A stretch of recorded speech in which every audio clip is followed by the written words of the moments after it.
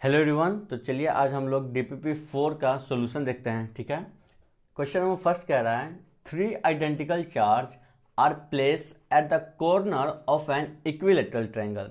Question में कह रहा है कि एक इक्विलेटरल ट्रायंगल के कॉर्नर पे थ्री आइडेंटिकल चार्ज हैं। हम लोग मान लेते हैं कि चार्ज वहाँ पे कितना है, स्मॉल क्यू है। ठीक है, हम लोग मान लेते हैं ये रहा हमारा इक्विलेटरल ट्रायंगल और हमने मान लिया क्या कि जो थ्री आइडेंटिकल चार्ज है वो क्यू क्यू है कॉर्नर पे। ये इक्विलेटरल ट्रायंगल के तीनों कॉर्नर पे जो थ्री आइडेंटिकल चार्ज के बारे में बोल रहा है हमने मान लिया वो क्या है, स्मॉल क्यू है। ठीक है, if the force between any two charge is F, किसी दो चार्ज के बीच में इनके या इसके और इसके बीच में इसके बीच में जो फोर्स लग रहा है वो एफ लग रहा है। क्वेश्चन में कह रहा है if the force between any two charge is F then the net force on each will be. अब बोल रहा है कि किसी दो चार्ज के बीच में जो फोर्स लग रहा है वो एफ लग रहा है, तो आप बताइए कि प्रत्येक पे जो नेट फोर्स होगा वो कितना लग रहा होगा।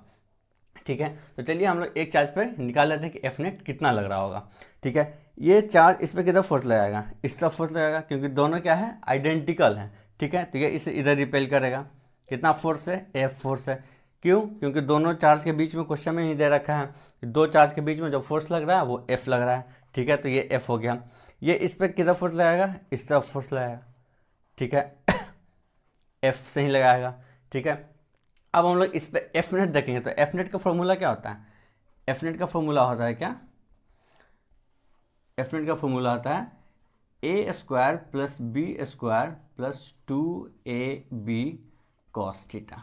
ठीक है, अगर हमें एंगल पता हो ना तो हम लोग डायरेक्ट लिख सकते हैं, लेकिन मुझे पता है कि 11th में क्या होता है कि वेक्टर ना पढ़ने की वजह से अगर वेक्टर का कॉन्सेप्ट अच्छे से याद ना हो तो डायरेक्ट लिखने में प्रॉब्लम होता है कि अगर एंगल यहाँ पे तो एंगल कितना होगा, एंगल होगा कितना, 60 होगा। ठीक है, कैसे होगा मैं वो भी बता देता हूँ।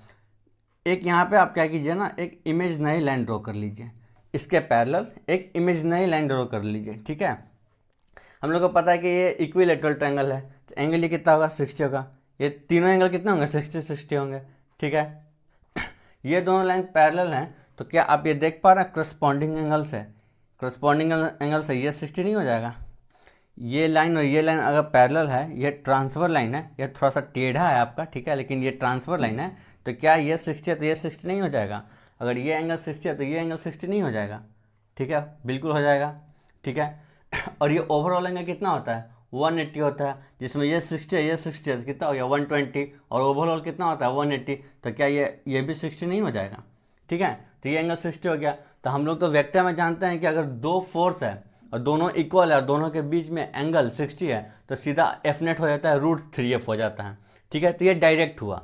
ठीक है, अगर आपको वेक्टर बहुत अच्छे से आता है, उसके सारे कॉन्सेप्ट याद हैं, तो आप एफ नेट सीधा लिख सकते हैं √3f।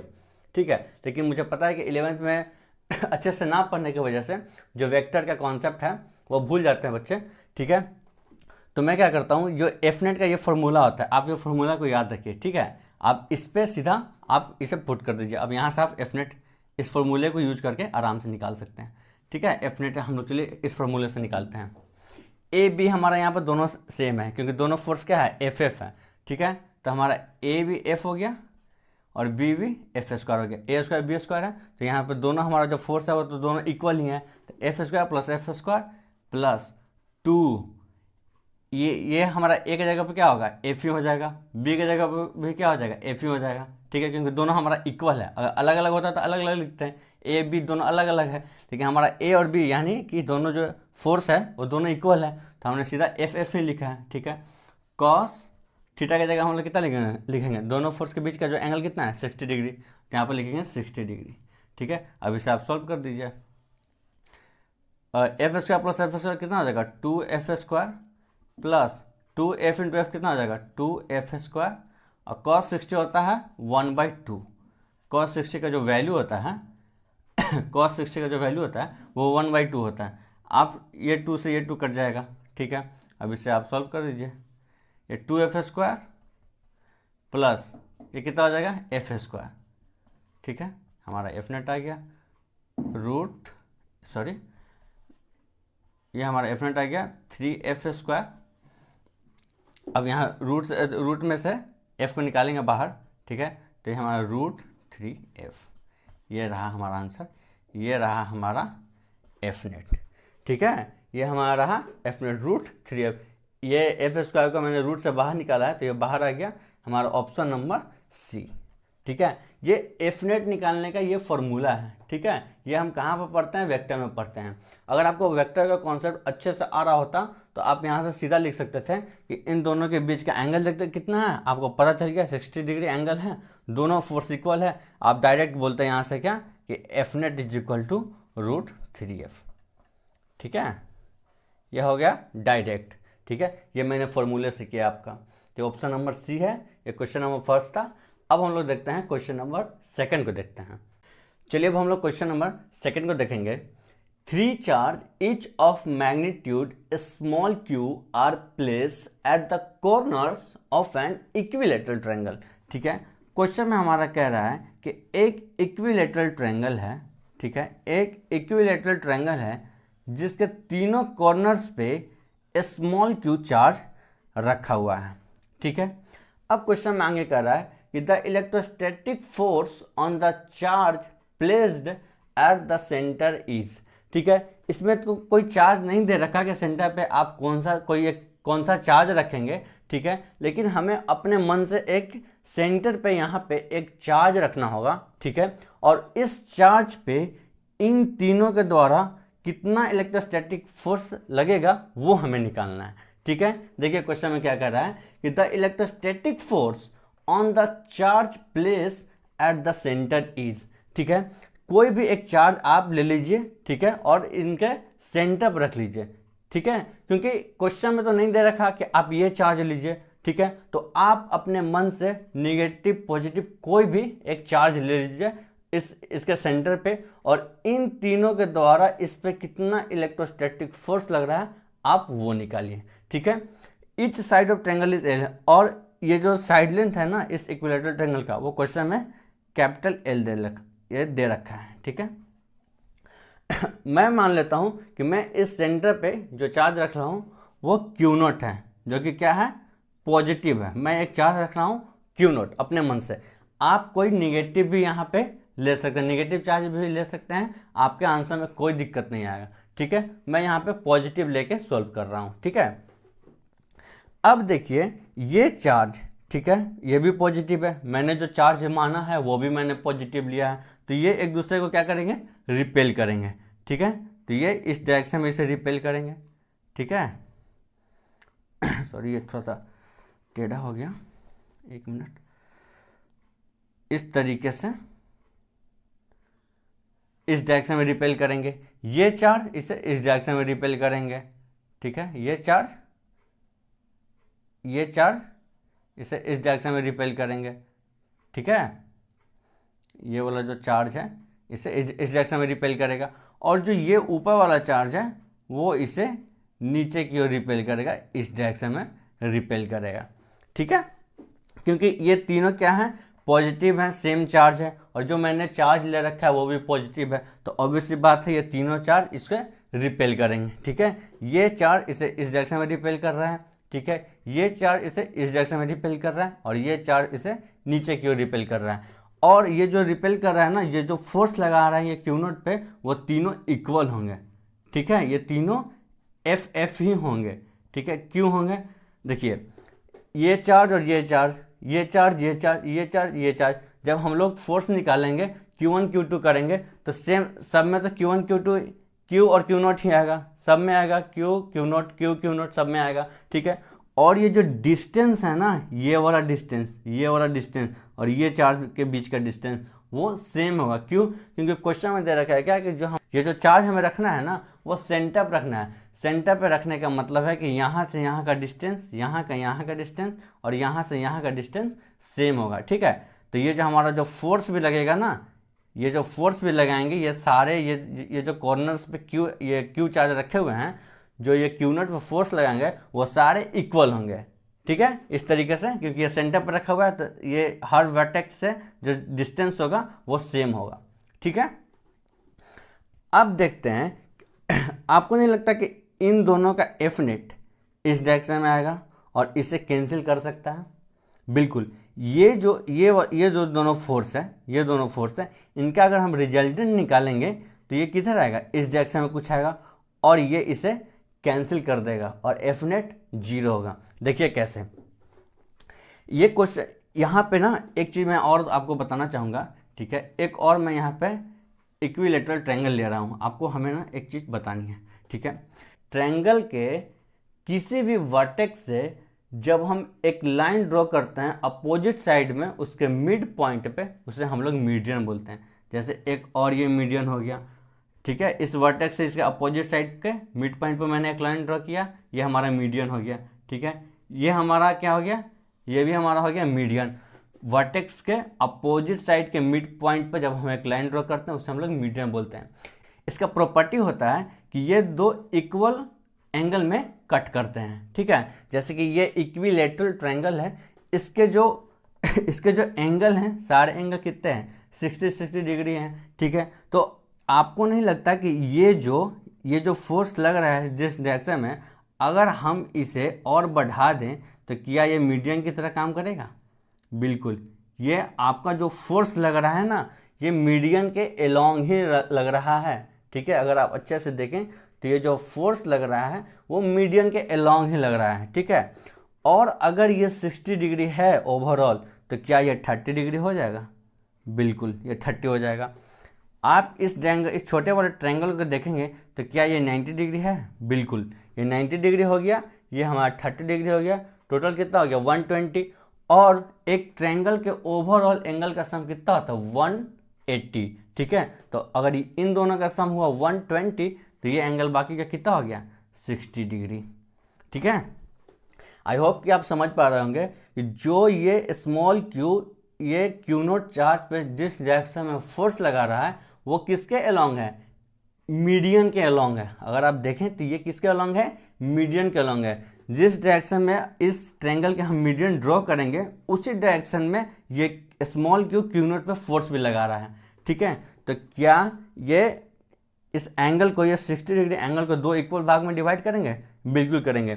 और अगर ये आप छोटे से ट्रायंगल में देखेंगे तो ये हमारा 90 डिग्री है, ये 30 डिग्री है, तो ये हमारा 60 डिग्री होगा। सिमिलरली ये सारे ट्रायंगल में अगर आप देखेंगे तो ये जो एंगल सारे, ये जो एंगल सारे बनेंगे ना, ये सारे 60 डिग्री बनेंगे। जैसे ये भी बनेगा हमारा 60 डिग्री, ठीक है। ये इन दोनों के बीच भी बनेगा हमारा 60 डिग्री, ठीक है। अगर इस वाले ट्रायंगल में देखेंगे तो, इस वाले ट्रायंगल में देखेंगे तो, ठीक है। सिमिलरली ये भी बनेगा हमारा 60 डिग्री, ठीक है। और बाकी के भी और क्या बनेंगे 60 डिग्री बनेंगे, ठीक है।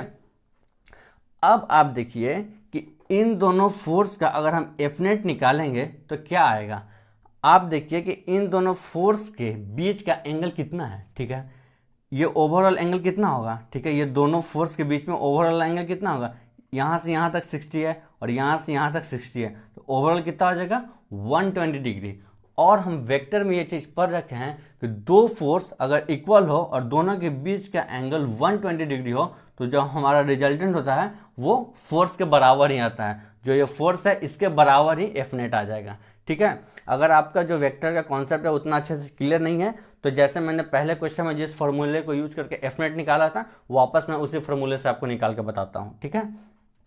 चलिए हम लोग एफ नेट निकालते हैं इन दोनों फोर्स का, ठीक है। वहाँ पर हम लोगों ने फॉर्मूला क्या लिखा था, A square root under A square plus B square plus 2ab cos theta, ठीक है। तो यहाँ पे भी हमारा ए और बी पहले वाले क्वेश्चन की तरह सेम है, ठीक है। तो ए की जगह भी हम लोग क्या लिखेंगे, ए स्क्वायर की जगह एफ स्क्वायर, बी स्क्वायर की जगह भी हम लोग एफ स्क्वायर लिखेंगे, 2ab कॉस, थीटा की जगह हम लोग क्या लिखेंगे यहाँ पे 120 लिखेंगे, क्योंकि हम लोग का एंगल कहाँ पे देखना है, इस वाले फोर्स और इस वाले फोर्स के बीच में देखना है, ठीक है। ये पूरा बीच में देखना है, ठीक है। तो कितना आ जाएगा, ये 60 ये 60, कितना आ जाएगा 120, तो कॉस 120 डिग्री, ठीक है। इसके बाद मैं इधर सोल्व कर रहा हूँ, ठीक है। इसके बाद मैं इधर सोल्व कर रहा हूँ, ठीक है।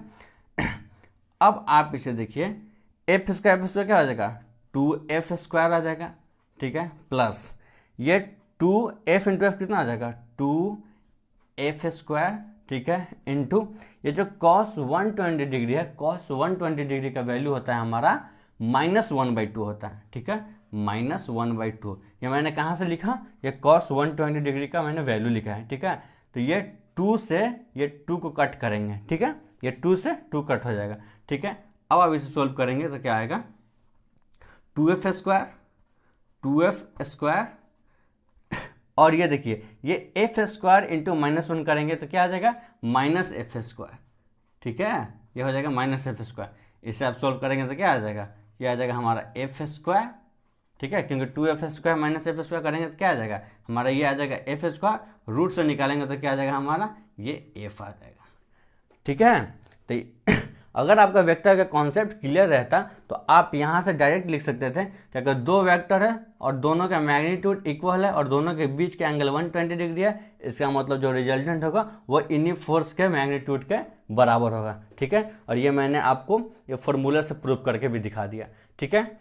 अब देखिए जो इन दोनों का जो ये रिजल्टेंट आ रहा है वो क्या इस डायरेक्शन में ही आ रहा है, क्या इस डायरेक्शन में ही आ रहा है, इन दोनों का जो रिजल्टेंट है वो इस डायरेक्शन में ही आ रहा है और वो भी f के बराबर ही आ रहा है, ठीक है, वो भी f के बराबर ही आ रहा है। तो क्या इन दोनों का रिजल्टेंट और इस q को Q0 पर लगाया हुआ फोर्स दोनों इक्वल और अपोजिट डायरेक्शन में है? आप ध्यान से देखिए, इन दोनों का जो एफ नेट है वो इस डायरेक्शन में है और f के बराबर ही है, ठीक है, हमने प्रूफ करके भी निकाल दिया, फॉर्मूले से भी हमने निकाल दिया, ठीक है। और जो ये स्मॉल q चार्ज जो ये Q0 पे फोर्स लगा रहा है वो डाउनवर्ड लगा रहा है वो और f के बराबर ही लगा रहा है। तो क्या ये एक दूसरे को कट कर देंगे, ठीक है, बिल्कुल कट करेंगे, ठीक है। तो ये एक दूसरे को क्या करेंगे, कट कर देंगे, ये एक दूसरे को कट कर देंगे। और तो इस तरीके से हम लोग बोल सकते हैं कि जो ये Q0 चार्ज जो हम लोग सेंटर पर रखे हैं उस पे इन तीनों स्मॉल q चार्ज से जो इलेक्ट्रोस्टैटिक फोर्स लगाया जा रहा है उसका जो एफ नेट होगा वो क्या होगा, 0 होगा, ठीक है। ऑप्शन नंबर हमारा ए मैच करेगा, ठीक है। हम लोगों ने ये चीज़ें तो देख ली, ठीक है, हम लोगों ने एक एक स्टेप को फॉलो किया है। पहले हम लोगों ने इन दोनों का एफ नेट निकाला, एफ के बराबर ही आ गया इस डायरेक्शन और ऊपर वाले डायरेक्शन में, और इस वाले चार्ज ये वाला जो चार्ज है ये Q0 जो फोर्स लगा रहा है वो नीचे लगा रहा है, ठीक है, वो भी एफ के बराबर है। ये दोनों एक दूसरे को कैंसिल आउट कर लेंगे और इस पे जो Q0 पे जो इलेक्ट्रोस्टैटिक फोर्स लगेगा वो 0 लगेगा, ठीक है। तो आई होप कि आपको समझ में आया होगा। मैं एक बार और ये मीडियन वाला आपको बता देता हूँ क्योंकि मीडियन वाला हो सकता है कि बहुत लोगों को नहीं पता होगा, ठीक है। तो मैं आप लोगों का एक बार और रिपीट कर देता हूँ कि किसी भी वर्टेक्स ट्रायंगल के किसी भी वर्टेक्स से अपोजिट साइड के मिड पॉइंट पर जब हम एक लाइन ड्रॉ करते हैं उससे हम लोग मीडियन बोलते हैं, ठीक है। जैसे इस वर्टेक्स से अपोजिट साइड के मिड पॉइंट पर हमने क्या किया, एक लाइन ड्रॉ किया, ये हो गया एक मीडियन, ठीक है। इस वाले वर्टेक्स से अपोजिट साइड में जो हमारा ये जो साइड है इस पे हमने मिड पॉइंट पर मैंने लाइन ड्रॉ किया, ये एक और मीडियन हो गया। इसी तरीके से ये भी एक मीडियन हो गया, ठीक है। और इसका प्रॉपर्टी क्या है, ये एंगल को ये जो एंगल है इसको बाइसेक्ट करते हैं, मतलब इक्वल एंगल में डिवाइड करते हैं, इक्वल एंगल में कट करते हैं, ठीक है। तो ये हमारा है क्या है, इक्विलेटरल ट्रायंगल, ठीक है। और ये एंगल कितना होगा, ये सारे तीनों एंगल कितना होंगे, 60 डिग्री होंगे, ठीक है। तो ये जो फोर्स लग रहा है ना हमारे मीडियन के अलोंग ही लग रहा है, ठीक है, ये हमारे मीडियन के अलोंग ही फोर्स लग रहा है, ठीक है। तो इस तरीके से जो ये एंगल है वो 30 डिग्री में कटेगा। ये भी वाला एंगल होगा ना ये भी 30 डिग्री होगा, ठीक है। तो इस तरीके, और ये हमारा 30 डिग्री आ गया और ये हमारा 90 डिग्री हमें साफ दिख रहा है, ठीक है। तो इस छोटे वाले ट्रायंगल में अगर हम देखेंगे तो ये हमारा 90 डिग्री, ये हमारा 30 डिग्री, इन दोनों का सम हो जाएगा 120। और ओवरऑल एक ट्रायंगल का जो एंगल का सम होता है वो 180 होता है। तो 180 माइनस 120 करेंगे 60 डिग्री, ठीक है। तो इस तरीके से इस जितने भी छोटे छोटे ट्रायंगल बन रहे हैं उनका जो ये वाला एंगल होगा वो 60 डिग्री होगा। इस तरीके से इन दोनों फोर्स के बीच का जो एंगल हो गया वो 120 डिग्री हो गया। और इस तरीके से हमने एफ नेट निकाला, और एफ नेट निकाला तो देखा क्या कि ये वाला फोर्स एक दूसरे को कैंसिल कर रहे हैं, और इस तरीके से जो Q0 पे जो फोर्स होगा इन तीनों चार्ज के द्वारा वो 0 होगा, ठीक है। तो ये था हमारा क्वेश्चन नंबर 2। अब हम लोग देखते हैं क्वेश्चन नंबर 3 को। चलिए अब हम लोग क्वेश्चन नंबर 3 को देखते हैं। A charge Q is place eight 2 opposite corner of a square, ठीक है। एक स्क्वायर है, ठीक है, एक स्क्वायर है, ठीक है, एक स्क्वायर है जिसके अपोजिट कॉर्नर पे कैपिटल क्यू चार्ज है, अपोजिट कॉर्नर पे कैपिटल क्यू चार्ज है। क्वेश्चन में दे रखा है a charge Q is place at two opposite corner of a square, ठीक है। A charge small Q is place at each of the other two corner, each of the other two corner यानी कि यहाँ पे भी और यहाँ पे भी क्या है, स्मॉल क्यू चार्ज है। Small Q charge small Q is place at each of the other two corner, each of the other two corner मतलब बाकी के जो दो कॉर्नर हैं उन पे क्या है, स्मॉल क्यू चार्ज है, ठीक है। If the net electrical force on Q is zero, क्या कर रहा है कि if the net electrical force on Q, ये क्यू या तो ये भी हो सकता है ये भी हो सकता है, कोई भी हो सकता है, is zero then Q by small capital Q by small Q equals, ठीक है।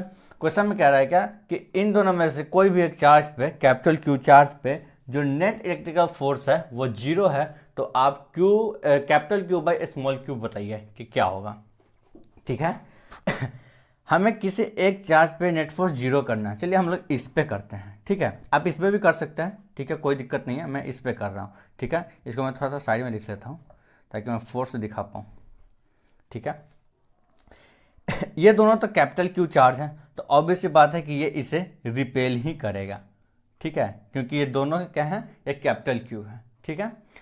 अब आप खुद दिमाग लगाइए और सोचिए कि अगर हमें इस पे नेट इलेक्ट्रिकल फोर्स जीरो करना है तो इन दोनों के द्वारा फोर्स किधर लगाना चाहिए, क्योंकि इस कैपिटल क्यू चार्ज का तो फिक्स है कि ये इसके रिपेल ही करेगा, ये इसको रिपेल ही करेगा। क्यों करेगा, क्योंकि दोनों पे कैपिटल क्यू चार्ज है, तो ये तो कंफर्म है कि ये इसे रिपेल करेगा। बाकी अब ये दोनों को क्या करना चाहिए ताकि इस पे जो नेट फोर्स हो, जो नेट इलेक्ट्रिकल फोर्स हो वो जीरो हो, आप खुद सोचिए, ठीक है। तो ये तभी पॉसिबल है जब ये स्मॉल क्यू दोनों अट्रैक्टिव होंगे।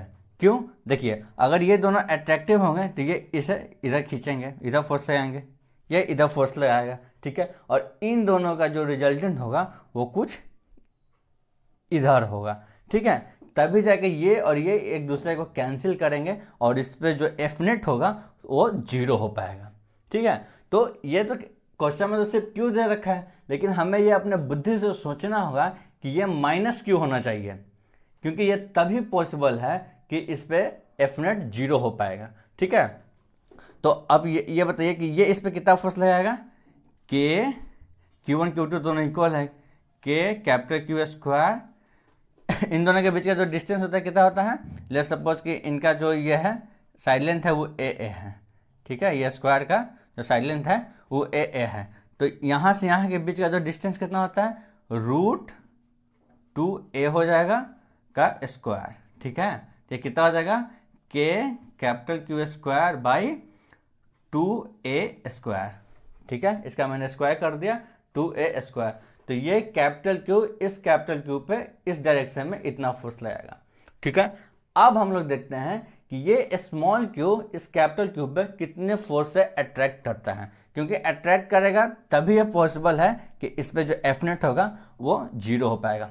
चलिए आपको ये भी बता देते हैं कि लेट्स सपोज कि अगर आपके दिमाग में आ रहा होगा कि अट्रैक्ट करेगा तभी क्यों होगा, रिपेल करेगा तो क्या होगा, ठीक है, आपकी बात मान लेते हैं। चलिए इसके अगर ये सोचिए कि अगर ये स्मॉल क्यू इस कैपिटल क्यू को रिपेल करता है तो ये इसको इस डायरेक्शन में रिपेल करेगा, ठीक है, और ये इसको इस डायरेक्शन में रिपेल करेगा, तो इन दोनों का जो एफ नेट होगा ना वो इसी डायरेक्शन में आ जाएगा, ठीक है। तो ये तो दोनों जुड़ जाएंगे, ये इस डायरेक्शन में, ये स्मॉल क्यू इस कैपिटल क्यू पे इस डायरेक्शन में फोर्स लगाएंगे, ये स्मॉल क्यू इस कैपिटल क्यू पे इस डायरेक्शन में फोर्स लगाएंगे, तो इन दोनों का जो एफ नेट होगा वो इस डायरेक्शन में आ जाएगा, और जो ये कैपिटल क्यू है वो भी इसी डायरेक्शन में फोर्स लगा रहा है, तब तो ये दोनों ऐड हो जाएंगे, इस पर एफ नेट तो जीरो पॉसिबल ही नहीं है, हो ही नहीं पाएगा फिर, ठीक है।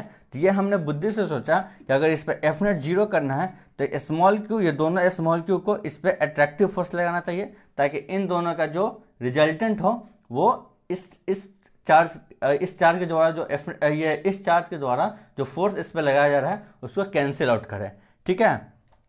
इस तरीके से हमने सोचा कि ये जो स्मॉल क्यू है ये अट्रैक्टिव फोर्स लगाएंगे, ठीक है। तो हम लोग अब देखते हैं कि अट्रैक्टिव फोर्स कितना लगेगा, ठीक है। तो ये हो जाएगा हमारा फोर्स कितना हो जाएगा, के एक हो जाएगा कैपिटल क्यू, एक हमारा हो जाएगा capital Q small Q by A square. ये जो साइड लेंथ है इसको मैं थोड़ा सा दूर कर देता हूँ ताकि कन्फ्यूजन ना हो। ये हो जाएगा ए स्क्वायर, ठीक है। अब इसे देखते हैं, ये स्मॉल क्यू इस पर कितना फोर्स लगाएगा। ये भी लगाएगा K capital Q small Q by A square, इन दोनों के बीच का लेंथ ए स्क्वायर, ठीक है। अब देखिए कि इस वाले और इस वाले फोर्स के बीच में कितना डिग्री का एंगल है। ये आप क्लियरली देख पा रहे होंगे कि 90 डिग्री का एंगल है, ठीक है। ये 90 डिग्री का एंगल है। तो इन दोनों का जो रिजल्टेंट होगा वो सीधा हो जाएगा हमारा √2f। अगर हम इसे f ले लेते हैं, अगर इसे हम लोग f मान लेते हैं, ठीक है इसे हम लोग अगर f मान लेते हैं, इस वाले को f मान लेते हैं और इसे भी f मान लेते हैं, तो ये हमारा डायरेक्ट हो जाता है क्या, √f हो जाएगा। कैसे जो मैंने ये क्वेश्चन नंबर फर्स्ट में जो फॉर्मूला दिया था एफ नेट का, आप उससे भी निकाल सकते हैं, ठीक है। यहाँ पे इन दोनों में भी एफ इक्वल है, तो आप ए और बी की जगह एफ लिख दीजिएगा और कॉस थीटा जहाँ पे होता है उस थीटा में आप 90 डिग्री का वैल्यू लिखिएगा, ठीक है। आपको यही रिजल्टेंट मिलेगा, ठीक है। मैंने यहाँ पे डायरेक्ट किया है, आप उससे कर लेना, ठीक है। तो ये हमारा एफ नेट हो जाएगा, ठीक है। ये रिजल्टेंट हो गया इन दोनों का, ठीक है। अब ये इन दोनों को √f को और इसको इक्वल होना होगा, तभी जाके इस पे एफ नेट 0 हो पाएगा, ठीक है। तो अब हम लोग इसे सॉल्व कर लेते हैं, ठीक है। थोड़ा सा जगह का प्रॉब्लम है, ठीक है, ठीक है। अब हम लोग इसे यहाँ पे सॉल्व कर लेते हैं। इन दोनों को इक्वल कर देते हैं, क्योंकि इस पे नेट फोर्स 0 है, इन दोनों को तो इक्वल होना चाहिए। तो √2f इक्वल टू ये वाला फोर्स के कैपिटल क्यू का स्क्वायर बाई 2a स्क्वायर, ठीक है। हमारा f कितना है, K capital Q small Q by A square. तो √2 K capital Q small Q by A square equal to K Q square by 2a square, ठीक है। यहाँ से हम लोग ए स्क्वायर से ए स्क्वायर कट कर सकते हैं, ठीक है। कैपिटल ये के से के को कट कर देंगे, कैपिटल क्यू से एक कैपिटल क्यू चला जाएगा, ठीक है। अब हम लोग क्या करेंगे, ये जो क्यू है ना स्मॉल क्यू, इसको हम लोग इस तरह भेज देते हैं और इस 2 को इस तरह भेज देते हैं। तो ये क्या हो जाएगा, 2√2 इक्वल टू क्या हो जाएगा, capital Q by small Q, ठीक है। ये कैपिटल क्यू तो पहले से था ही, इस वाले क्यू को स्मॉल क्यू को मैंने इस तरह भेज दिया, ठीक है, और इस वाले 2 को मैंने इधर भेज दिया। तो 2√2 equal to Q by capital Q by small Q, ठीक है। आप अब आंसर देखिए, हम लोग को तो यही निकालना था, capital Q by small Q, capital Q by small Q हमने निकाल लिया। अब आंसर आप देखिए, आंसर हमें हमारा माइनस है, क्यों माइनस है, क्योंकि ये जो क्यू है ना स्मॉल क्यू, ये कैसा होना चाहिए, निगेटिव होना चाहिए, ठीक है। आप इस बात को ध्यान रखिए कि जिस भी क्वेश्चन में आप अपने बुद्धि से किसी भी चार्ज को निगेटिव ले रहे हैं क्वेश्चन को सॉल्व करने के लिए, तो आपका जो आंसर आएगा उसमें आप निगेटिव लगा दीजिएगा। एकदम सिंपल सी बात है, ठीक है। आपको कभी कंफ्यूजन नहीं होगा। जैसे इस क्वेश्चन में हम लोगों ने इस पर एफ नेट निकालने के लिए बुद्धि से सोचा कि इसको स्मॉल क्यू को निगेटिव होना चाहिए, क्यों, क्योंकि तभी पॉसिबल होगा कि इस पर एफ नेट 0 हो, ठीक है। हमने बुद्धि से सोचा कि अट्रैक्टिव होना चाहिए, इससे तो है नहीं, ठीक है। ये तो हमें क्वेश्चन में दे रखा है, सिर्फ स्मॉल क्यू दे रखा है, हमें अगर इसे पॉजिटिव ले लेंगे तो इस पर एफ नेट तो होगा नहीं।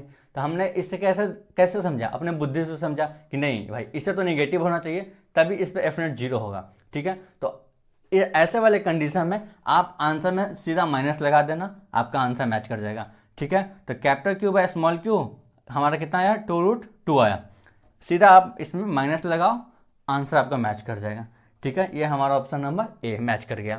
तो ये था हमारा क्वेश्चन नंबर 3। अब हम लोग देखते हैं क्वेश्चन नंबर 4 को। चलिए अब हम लोग क्वेश्चन नंबर 4 को देखते हैं।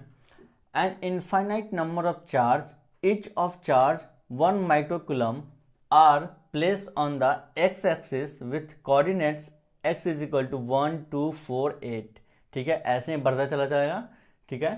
If a charge of 1 coulomb is kept at the origin, then what is the net force acting on 1 coulomb charge, ठीक है। क्वेश्चन में कह रहा है कि जो एक्स कोऑर्डिनेट जो हमारा दे रखा है इस पे हमारा, इस कोऑर्डिनेट पे हमारा 1 माइक्रोकूलम चार्ज रखा हुआ है और ओरिजिन पे 1 कूलम चार्ज रखा हुआ है। अब आप बताइए कि जो 1 कूलम चार्ज जो ओरिजिन पे रखा हुआ है, बाकी इन सब 1 माइक्रोकूलम चार्ज की वजह से एफ नेट इस 1 कूलम चार्ज पे कितना होगा। ठीक है, एक बार और चलिए क्वेश्चन को रीड करते हैं। An infinite number of charge, each of charge 1 microcoulomb are placed on the x-axis with coordinate x is equal to 1, 2, 4, 8 and dash dash dash. If a charge of 1 coulomb is kept at the origin, then what is the net force acting on 1 coulomb charge? ठीक है, इसे solve करते हैं। ठीक है, ये हमारा origin है। ठीक है, 0,0, यहाँ पे हमारा जो चार्ज है वो 1 कूलम है। ठीक है, यहाँ पे हमारा एक चार्ज है, एक चार्ज हमारा कहाँ पे है 2,0 पे है, एक चार्ज हमारा कितना पे है 4,0 पे है, एक चार्ज हमारा कितने पे है 8,0 पे है और इसी तरीके से आगे भी है। ठीक है, इस पे भी हमारा चार्ज कितना है 1 माइक्रोकूलम, इस पे हमारा चार्ज कितना है 1 माइक्रोकूलम, इस पे भी चार्ज हमारा कितना है 1 माइक्रोकूलम, इस पे भी 1 माइक्रोकूलम एंड सो ऑन, ऐसे ही आगे भी है। ठीक है, इनफाइनाइट नंबर ऑफ चार्ज बोल रखा है, ऐसे ही आगे है। ठीक है, अब हमें 1 कूलम चार्ज पे एफ नेट निकालना है इन सब की वजह से। आप सोचिए दोनों तो पॉजिटिव है। ठीक है, तो ये इसे क्या करेगा, रिपेल करेगा इधर। ठीक है, ये इधर रिपेल करेगा, ये भी इसे रिपेल ही करेगा, ये इसे रिपेल करेगा, अगले वाले भी इसे रिपेल ही करेगा, क्योंकि इनका नेचर क्या है सेम है। ठीक है, सारे पॉजिटिव हैं तो एक दूसरे को ये इन सब 1 कूलम चार्ज को रिपेल ही करेंगे। ठीक है, तो अब हम लोग देखते हैं कि अगर सब इसे इसी डायरेक्शन में रिपेल ही करेंगे तो सारे को हम लोग ऐड कर देते हैं, एफ नेट निकल जाएगा। ठीक है, तो हम लोग ऐड करते हैं इसे। ठीक है, ये इस पर कितना फोर्स लगाएगा के, चलिए हम लोग एफ नेट सीधा लिखते हैं, सारे को ऐड कर देंगे क्योंकि सारा चार्ज जो 1 माइक्रोकूलम चार्ज हैं इन सब, ये सब जो 1 माइक्रोकूलम जो चार्ज हैं वो इसे इधर ही रिपेल करेंगे क्योंकि पॉजिटिव है, इधर इसे रिपेल ही करेंगे। ठीक है, तो चलिए हम लोग सीधा एफ नेट निकाल लेते हैं, सारे चार्ज को सारे फोर्स को हम लोग ऐड कर देते हैं। एफ नेट क्या हो जाएगा के, Q1 कितना है 1 इंटू Q2 1 माइक्रोकूलम है, ये बात याद रखिएगा, ये माइक्रो है ये कूलम है, तो इसे हम लोग कूलम में करेंगे 1 इंटू 10⁻⁻⁶। ठीक है, और इन दोनों के बीच का जो डिस्टेंस है 1 का स्क्वायर। ठीक है, प्लस अब आप देखिए कि ये इस पे कितना फोर्स लगा रहा है, के Q1 हो जाएगा हमारा 1, Q2 1 और 10⁻⁻⁶ से मल्टीप्लाई करेंगे क्योंकि ये माइक्रो कूलम में है, हमें कूलम में करने के लिए 10⁻⁻⁶ से मल्टीप्लाई किया, और अब इसका और इनके बीच के डिस्टेंस कितना हो जाएगा 2 हो जाएगा, तो 2 का स्क्वायर। ठीक है, वैसे ही अब इसे करेंगे के Q1 Q2 10⁻⁻⁶ से क्यों कर रहे हैं मल्टीप्लाई, आपको पता है ना कि इसे माइक्रोकूलम में है तो हम लोग कूलम में करने के लिए कर रहे हैं मल्टीप्लाई बाय इन दोनों के बीच का जो डिस्टेंस है वो कितना है, यहाँ से और यहाँ का डिस्टेंस कितना है 4। ठीक है, तो 4 का स्क्वायर। ठीक है, सेम ऐसे ही एक बार और कर देते हैं हम लोग के Q1 Q2 by are square, यहाँ पे कितना डिस्टेंस हो जाता है इन दोनों चार्ज के बीच में 8 आर स्क्वायर, मतलब 8 का स्क्वायर एंड सो ऑन, ऐसे ही ऐड होता चला जाएगा। ठीक है, अब देखिए क्या इनमें से हम कुछ कॉमन ले सकते हैं। कॉमन लेने से पहले एक चीज़ और देखिए मैंने यहाँ पे 1 1 लिखा है। ठीक है, क्यों लिखा है कि आपको कन्फ्यूजन ना हो इसलिए बस लिखा है। ठीक है, ये 1 1 को हम 1 को किसी नंबर से मल्टीप्लाई करेंगे तो वो नंबर खुद आ जाएगा। ठीक है ठीक है, मैंने बस इसलिए लिखा है कि हाँ मैंने यहाँ पे डिनोट किया है कि हाँ Q1 Q2 को मैंने मल्टीप्लाई किया, इसलिए मैंने यहाँ पर डिनोट किया। ठीक है, यहाँ पे देखिए 1 कूलम का लिखा है, और इसे मैं चाहता तो 10⁻⁻6 डायरेक्ट लिख सकता था, लेकिन मैं 1 × 10⁻⁻6 लिखा ताकि आपको कन्फ्यूजन ना हो। ठीक है, तो क्या हम इसे सीधा ऐसे लिख सकते हैं k × 10⁻⁻6, क्योंकि 1 से मल्टीप्लाई करने पर क्या होगा, इतना ही आएगा। ठीक है, बाई 1 का स्क्वायर करेंगे तो 1। ठीक है, प्लस इनमें भी 1 से मल्टीप्लाई करेंगे तो क्या हम सीधा ऐसे लिख सकते हैं k × 10⁻⁻6/4। ठीक है, प्लस इसे हम क्या लिख सकते हैं k × 10⁻⁻16 प्लस k × 10⁻⁻6/64। ठीक है, इस तरीके से लिख सकते हैं ऊपर वाले को, क्योंकि मैंने यहाँ से 1 हटा दिया, 1 से मल्टीप्लाई करने पर क्या ही हो जाएगा, कुछ फर्क नहीं पड़ेगा, मैंने सीधा ऐसे लिख दिया। मैंने यहाँ पर 1 इसलिए लिखा था, इस वाले 1 कूलम चार्ज को मैंने डिनोट किया था यहाँ पे, और इस वाले को भी डिनोट किया था ताकि आपको कन्फ्यूजन ना हो, इसलिए। ठीक है, मैंने इसे इस तरीके से सॉल्व कर दिया, और नीचे वाले जो स्क्वायर था मैंने स्क्वायर को भी कर दिया। ठीक है, अब आप क्या कीजिए, अब इसमें से हम लोग k × 10⁻⁻6 को कॉमन ले लेते हैं। ठीक है, तो अब इसके अंदर क्या बचेगा, ये तो 1 हो जाएगा, क्योंकि 1/1 1 हो जाएगा, प्लस इसमें से 1/4 बचेगा, इसमें से 1/16, इसमें से 1/64 प्लस सो ऑन, ऐसे ही आगे भी सो ऑन, क्योंकि इनफाइनाइट चार्ज है, सो ऑन ऐसे ही और चार्ज रखे जा सकते हैं। ठीक है, अब इस तरीके के सम को ये हमें क्या दिख रहा है, ये है जीपी सीरीज। अगर आप ध्यान से देख रहे होंगे तो ये हमारा जीपी सीरीज। तो जीपी सीरीज वालों को हम लोग कैसे ऐड करते हैं, अगर आपको याद हो, जीपी सीरीज वालों को ऐड करने के लिए क्या फार्मूला है, सम का फार्मूला होता है जीपी सीरीज में, क्या होता है, फर्स्ट टर्म हमारा हो जाता है क्या, first term divided by 1 minus common ratio. ये होता है जीपी सीरीज में सम करने का फॉर्मूला।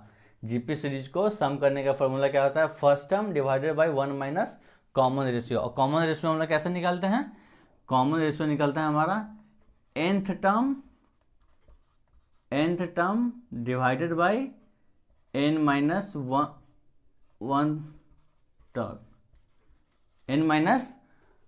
1 टर्म। ठीक है, तो ये रहा हमारा जीपी सीरीज को ऐड करने का फॉर्मूला। और जीपी सीरीज के फॉर्मूले में आप देख रहे होंगे कि कॉमन रेशियो की जरूरत पड़ रही है हमें, कॉमन रेशियो निकालने का ये रहा हमारा फॉर्मूला।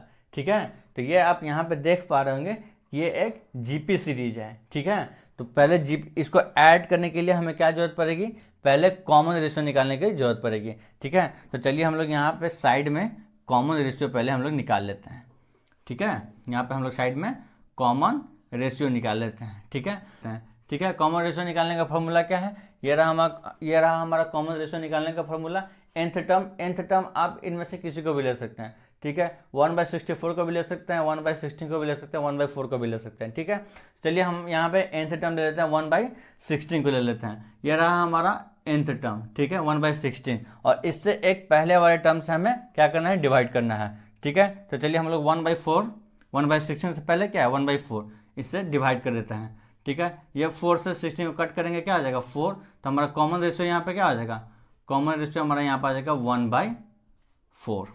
ठीक है, अब चलिए हम लोग इस वाले टर्म को ऐड करते हैं, क्योंकि जीपी सीरीज में है, जीपी सीरीज को ऐड करने का फॉर्मूला हमें पता चल गया, कॉमन रेशियो की जरूरत थी, हमने साइड में कॉमन रेशियो भी निकाल लिया। ठीक है, चलिए तो अब हम लोग यहाँ पे ना साइड में सोल्व करते हैं आगे के, इससे हम लोग इस जीपी सीरीज को हम लोग यहाँ पे ऐड करते हैं, क्योंकि ये नीचे थोड़ा सा स्पेस कम है। ठीक है, तो यहाँ पे चलिए हम लोग ऐड करते हैं k × 10⁻⁻6। ठीक है, आप इसे हमें ऐड करना है, इस जीपी सीरीज को हमें ऐड करना है। जीपी सीरीज को ऐड करने का फॉर्मूला क्या है, फर्स्ट टर्म हम लोग यहाँ पे क्या है हम लोग का 1। ठीक है, तो 1 divided by 1 minus common ratio, तो 1 माइनस कॉमन रेशियो कितना है 1/4। ठीक है, अब यहाँ पे इस 4 को थोड़ा मैं अच्छे से लिख देता हूँ। ठीक है, इस 4 को तो मैं थोड़ा अच्छे से लिख देता हूँ। ठीक है, ये रहा हमारा 1/4, क्या रहा हमारा ये कॉमन रेशियो रहा 1/4। ठीक है, इसके बाद अब सोल्व करते हैं।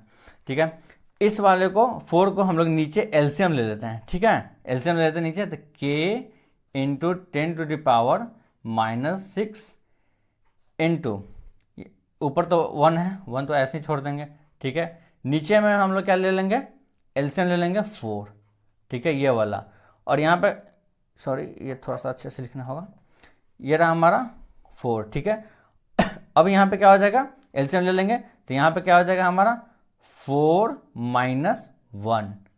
ठीक है, आप लोग को तो इतना तो आता होगा भाई कैलकुलेशन करना, ये तो एकदम बेसिक है 4 5 का। ठीक है, नीचे मैंने एलसीएम ले लिया और इसे मैंने सोल्व कर लिया।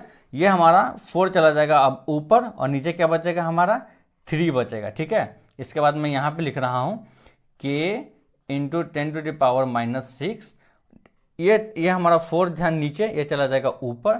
ठीक है, ये ऊपर चला जाएगा, और नीचे क्या बचेगा 4 - 1 यानी 3 बचेगा। ठीक है, अब आप इसे सॉल्व कर लीजिए।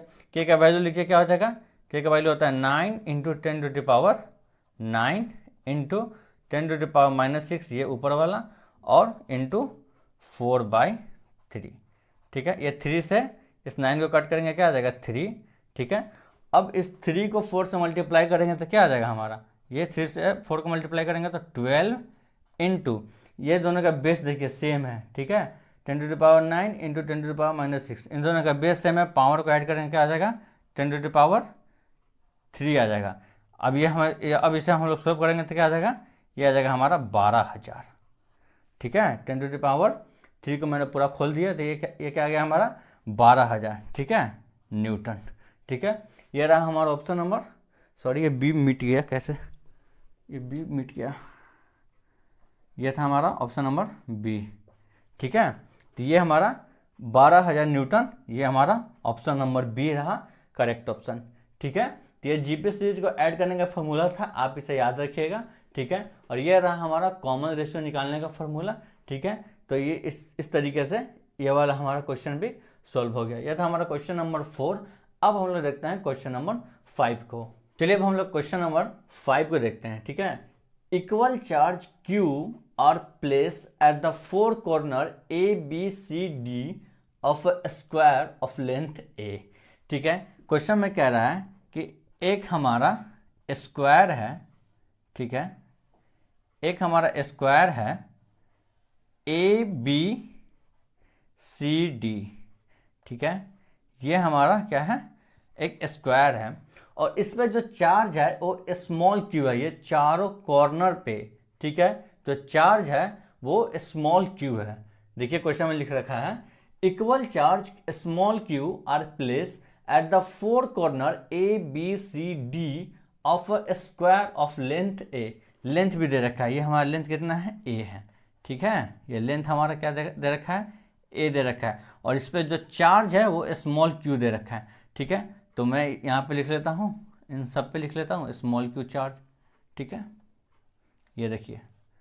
ठीक है, अब क्वेश्चन में कह रहा है कि the magnitude of the force on the charge at B will be. जो चार्ज B पे है उस पे जो फोर्स लग रहा है उसका आप मैग्नीट्यूड बताइए। ठीक है, तो फोर्स किन किन चार्ज की वजह से लग रहा होगा, इसके वजह से भी लग रहा होगा, इसके वजह से भी लग रहा होगा, और इसके वजह से भी लग रहा होगा। ठीक है, तो ये वाला चार्ज इसे क्या करेगा, इस वाले चार्ज को ऑब्वियस बात है रिपेल करेगा। ठीक है, इस डायरेक्शन में। ठीक है, मैंने यहाँ चार्ज को थोड़ा सा ऊपर लिख दिया है क्योंकि मैंने नेमिंग किया है ना, इसके वजह से ये चार्ज को मैंने ऊपर लिखा है। आप इतना तो समझ रहे होगे कि इस कॉर्नर पे चार्ज है तो ये इसे इस डायरेक्शन में रिपेल ही करेगा। ठीक है, जो ये वाला है ये इसे इस डायरेक्शन में रिपेल करेगा। ये सारे रिपेल ही करेंगे, क्यों, क्योंकि सारे स्मॉल क्यू हैं, सारों का नेचर सेम है। ठीक है, सारे का नेचर सेम है, और इनका देखिए इसका और इसका डिस्टेंस और चार्ज दोनों सेम है। तो ये जो इस डायरेक्शन में जो फोर्स लगाएगा ना, ये वाला ये चार्ज इस चार्ज पे इस डायरेक्शन में फोर्स लगाएगा, और ये वाला चार्ज इस डायरेक्शन में इसे फोर्स लगाएगा, और ये दोनों ना आपस में इक्वल होंगे। लेट सपोज ये F है तो ये भी F होंगे। क्यों, क्योंकि इनके बीच का जो डिस्टेंस है वो A है, और इन दोनों के बीच का भी डिस्टेंस है वो A है, लेकिन इनका डिफरेंस होगा क्योंकि इनका तो चार्ज सेम है। तो ठीक है, चार्ज तो सेम है, बट इनके बीच का जो डिस्टेंस है वो A नहीं है, ये इनके बीच का जो डिस्टेंस है वो कितना है, √2 है। इनके बीच का जो डिस्टेंस है वो क्या है, √2 है।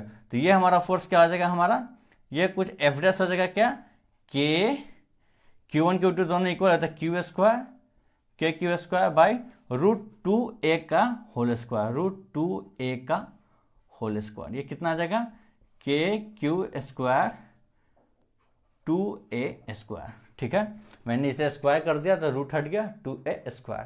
ठीक है, अब देखिए ये वाले एफ का, इस वाले फोर्स का और इस वाले फोर्स का, देखिए इन दोनों के बीच का एंगल कितना है, 90 डिग्री। तो इन दोनों का जो एफ नेट होगा वो किस तरफ होगा, इस तरफ होगा, ये एफ डैश की तरफ होगा, और कितना होगा, √2f होगा। इन दोनों का जो नेट होगा वो √2f होगा। क्यों होगा, क्योंकि दोनों फोर्स इक्वल हैं और दोनों के बीच का एंगल कितना है, 90 डिग्री। तो इनका जो रिजल्टेंट होगा इन दोनों फोर्स का वो इस डायरेक्शन में होगा, और वो कितना होगा, इन दोनों का एफ नेट कितना हो जाएगा, √2f। इसे मैं इसे बार बार रिपीट कर दिया हूँ पहले वाले क्वेश्चन में भी और अभी भी कर रहा हूँ कि दोनों फोर्स इक्वल हैं और दोनों के बीच का एंगल है जो 90 डिग्री है, इसलिए हम डायरेक्ट लिख देंगे एफ नेट कितना है, √2f। ठीक है, अब ये हमारा कितना आ जाएगा, इन दोनों का रिजल्टेंट आ जाएगा हमारा इस तरफ आ जाएगा, √2f। ठीक है, तो एफ डैश भी इस डायरेक्शन में और एफ नेट भी इस डायरेक्शन में, तो दोनों का ऐड कर देंगे, हमारा बी पर रखा हुआ चार्ज पे मैग्नीट्यूड आ जाएगा। इस पे कितना फोर्स लग रहा है वो हमारा मैग्नीट्यूड आ जाएगा। ठीक है, तो हम लोग इन दोनों को सीधा ऐड कर देते हैं, क्योंकि सेम डायरेक्शन में आ गया तो सिंपली ऐड कर देते हैं। ठीक है, तो F net on charge F net on charge B, ठीक है, इक्वल टू जो बी पे चार्ज रखा हुआ है उस पर एफ नेट निकाल रहे हैं, F net on charge B कितना हो जाएगा, √2f प्लस एफ डैश, ये वाला एफ डैश। इसे हम लोग सोल्व करेंगे, √2f हमारा कितना है, f हम लोग लिख लेते हैं यहाँ पे। देखिए अगर f लिखेंगे हम लोग तो ये हमारा क्या है, Q1 Q2 दोनों हमारा इक्वल है। ठीक है, तो KQ² और इन दोनों के बीच का जो डिस्टेंस है वो a है, KQ² बाई a²। ठीक है, KQ² बाई a²। ठीक है, और ये भी हमारा उतना ही रहेगा। ठीक है, ये भी हमारा उतना ही रहेगा। ठीक है, ये इन दोनों के बीच का जो फोर्स है वो ये रहा, वो भी हो जाएगा KQ² बाई a², और इन दोनों के बीच का फोर्स ये रहा, वो भी कितना हो जाएगा, KQ² बाई a²। ठीक है, अब हम लोग f की जगह पर क्या लिख देंगे, KQ² by a² plus F dash हमारा कितना आ रखा है, KQ² by 2a², KQ² by 2a²। ठीक है, अब इस वाले टर्म को मैं यहाँ पे लिख रहा हूँ, वो थोड़ा सा डिस्टेंस पे पड़ रहा है, हमें लिखने में थोड़ा सा प्रॉब्लम हो रही है। मैं यहाँ पे लेकर आ जा रहा हूँ, √2 KQ² a² plus KQ² by 2a²। अब KQ² बाई a² को अगर हम कॉमन ले लेंगे तो क्या हो जाएगा, देखिए यहाँ पे हम लोग देखिए KQ² बाई a² को कॉमन ले लिया। ठीक है, तो ये हमारा बच जाएगा कितना, √2 प्लस 1/2। हमने यहाँ पे KQ² बाई a² को कॉमन ले लिया तो कितना बच गया हमारा, √2 प्लस 1/2। ठीक है, हमारा ऐसा कोई ऑप्शन है, ऑप्शन कोई। ठीक है, इसे हमें और इसे थोड़ा हमें और सॉल्व करना होगा। ठीक है, इसे हमें थोड़ा सा और सॉल्व करना होगा। ठीक है, मैं इसे थोड़ा सा पाई खींच देता हूँ, इसके बाद मैं यहाँ पे कर रहा हूँ। ठीक है, थोड़ा सा डिस्टेंस का प्रॉब्लम होता है, इसके वजह से मैं इधर उधर थोड़ा सा लिखना पड़ जाता है। अब थोड़ा अच्छे से देखिएगा, इसके बाद मैं यहाँ पे कर रहा हूँ। ठीक है, KQ² बाई a²। ठीक है, अब ना 2 को आप ना एलसीएम ले लीजिए। ठीक है, 2 को आप एलसीएम ले लीजिए। ठीक है, 2 को आप नीचे एलसीएम ले लीजिए। ठीक है, तो ये हमारा कितना आ जाएगा, 2√2 प्लस 1। ठीक है, अब आप k को 1/4 एप्सिलॉन नॉट लिख दीजिए, आपका आंसर आ जाएगा। ठीक है, अब k को आप लिख दीजिए 4 एप्सिलॉन नॉट लिख दीजिए, तो ये हमारा क्या आ जाता है, 1/4 एप्सिलॉन नॉट। ठीक है, और नीचे हमारा पहले से क्या था, a² और ऊपर क्या था, Q²। ठीक है, ब्रैकेट में हमारा ये आ गया 2√2 प्लस 1/2। अब हम लोग देखिए, अब हम लोग कोई ऑप्शन मैच कर रहे हैं हम लोग का।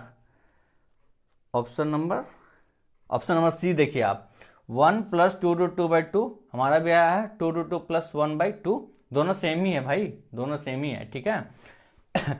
और देखिए Q square 4πε0 a square, Q square 4πε0 a square, ये तो मैंने के का वैल्यू लिखा है 1/1 4πε0, 1 ना भी लिखते ऊपर तो कोई प्रॉब्लम नहीं था, 1 हटा ही देते हैं, क्योंकि 1 से क्यू स्क्वायर को मल्टीप्लाई करेंगे क्यू स्क्वायर ही बचेगा, तो आप यहाँ से ये 1 को हटा ही दीजिए। तो ये देखिए क्यू स्क्वायर 4πε0 a स्क्वायर, और ब्रैकेट में कितना है 1 + 2 √ 2/2, ये हमारा आ गया 2 √ 2 + 1/2, ठीक है। तो ये रहा हमारा question number 5, option number C is correct answer, ठीक है। तो अब हम लोग देखते हैं क्वेश्चन नंबर 6 को।